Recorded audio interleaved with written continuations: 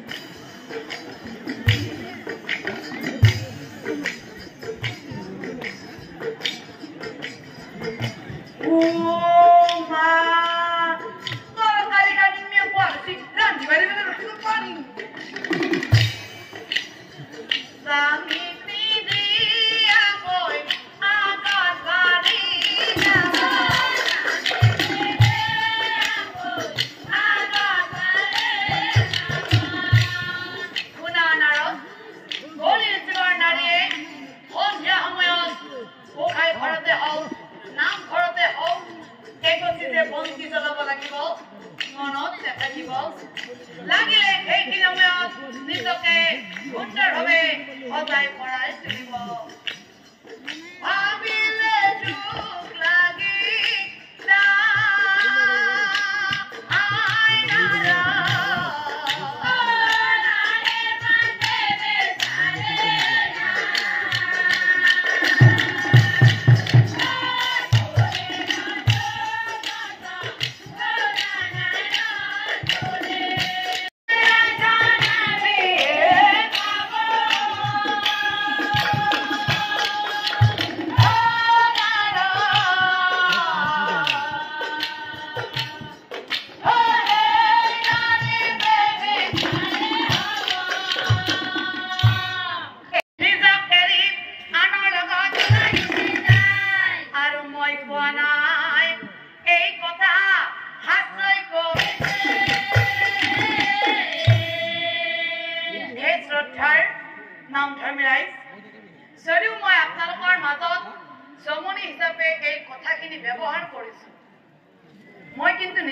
কোৱা নাই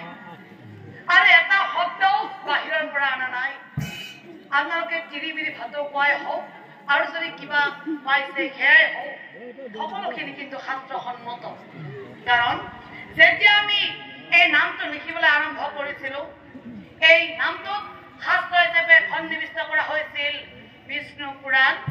আদি জামাল শ্ৰীমদ ভাগৱত গীতা আৰু যম সংহিতা এই সকলোবোৰ কথা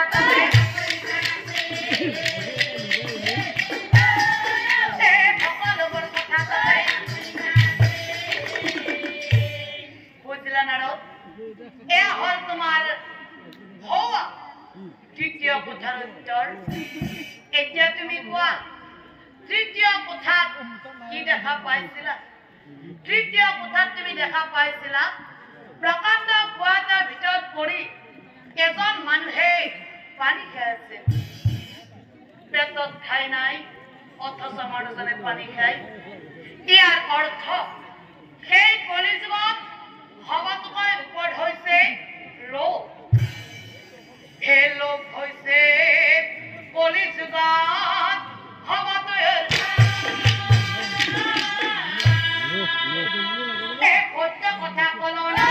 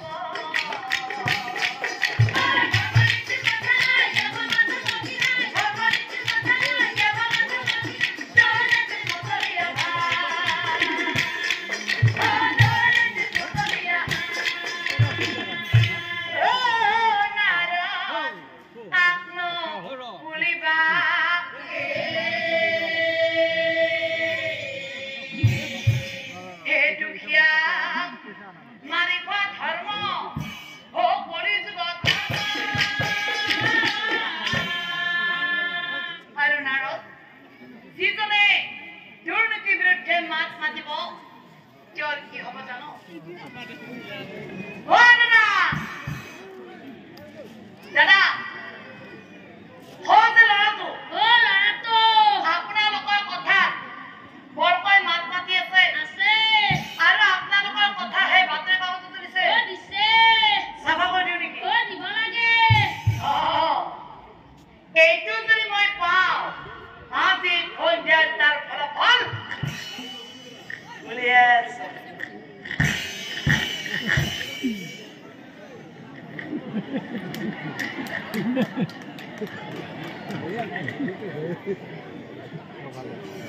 এইপিনে হা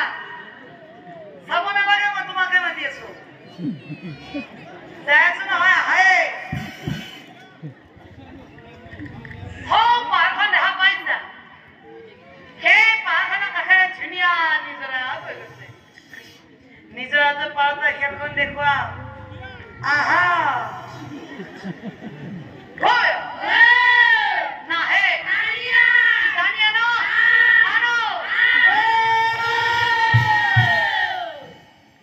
কি দিয়া নাই আমাৰ কথা যে মাত মাতি ফুৰ কি পোৱা নাই সেই ভক্তৰি কাকতটো দিছ কি লোৱা নাই নামালাটো লৈ বিৰাট ভাল পাওঁ ন সকলোৱে ধৰি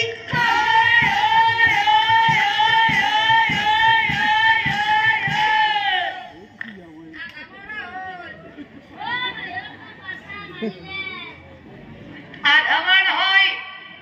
শেষ কৰি দি আছো দে দে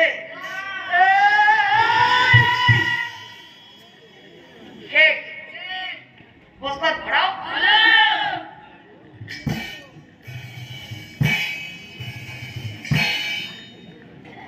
ভাগৰ লাগি গ'ল এটা কাম কৰো নেকি এই নিজৰ পানীতে পেলাই দিওঁ ধৰিবি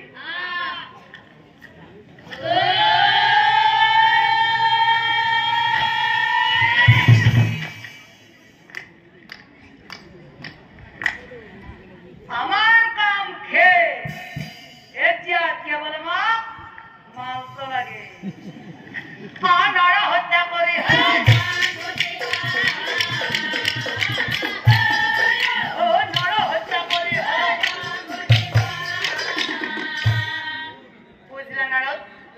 এয়া হল তোমাৰ হৌৱা তৃতীয় কথাৰ উত্তৰ এতিয়া তুমি কোৱা অন্তিমটো কথা অৰ্থাৎ চতুৰ্থ কথাত কি দেখা পাইছিলা চতুৰ্থ কথাত তুমি দেখা পাইছিলা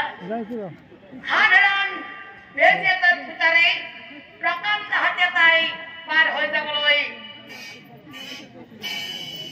জোৰ দি আছিল ইয়াৰ অৰ্থ সেই হাতীটো মানে হৈছে পাপী আৰু সেই বেজীটো মানে হৈছে ধৰ্ম সেই হাতী হৈছে পাপী নালত ধৰ্ম হৈছে পৰিত্ৰাণ পাবৰ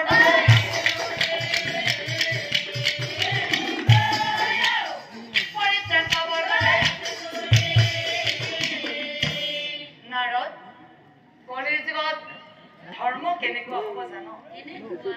কলিৰ যুগত শুনা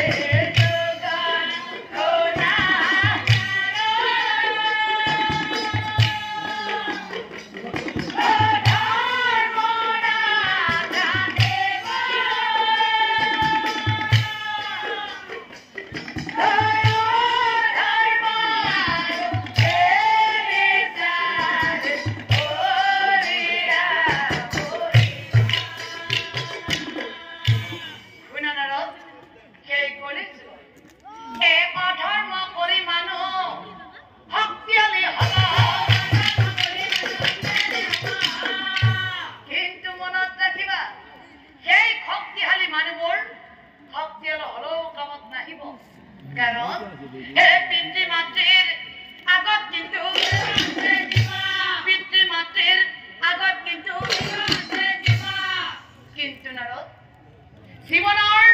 অন্তিম কালত যেতিয়া মৰিয়ালৈ আহিব অৰ্থাৎ এই যমৰ নগৰলৈ আহিব তেতিয়া কিন্তু ৰক্ষা নাই মুখেৰে হৰি নাম এবাৰ হলেও তেওঁ ল'বই লাগিব তোমাৰ বোধহয় মনত আছে সেই যে হাতীটো আছিল মহাপাপী আনৰ ধন চুৰি কৰি আনৰ নাৰী ঘৰ কৰি দিনে ৰাতিয়ে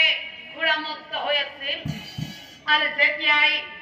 যেতিয়াই তোমাৰ মুখৰ সেই পবিত্ৰ নাৰায়ণ শব্দটোৰ শব্দটো শুনা পাইছিল সেই মহাপাপী এটিকৈ ধৰ্ম নামৰ বেজিৰ ফুটাৰে পাৰ হৈ গৈছিল আৰু ইয়াকে কি কয় জানো দৰিবাৰ উপায়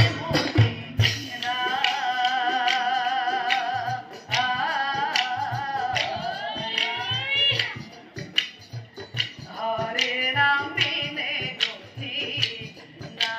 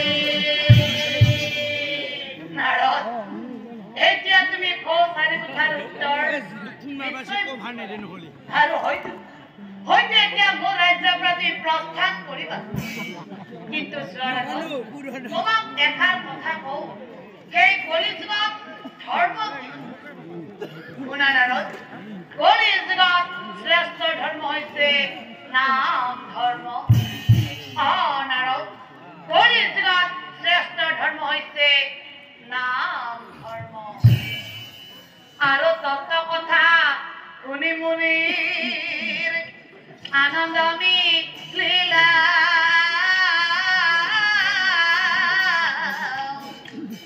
ধৰ্মৰাজ শ্যাময় বিদায় হে মহাৰঙ্গে নাৰদ মুনি আগমন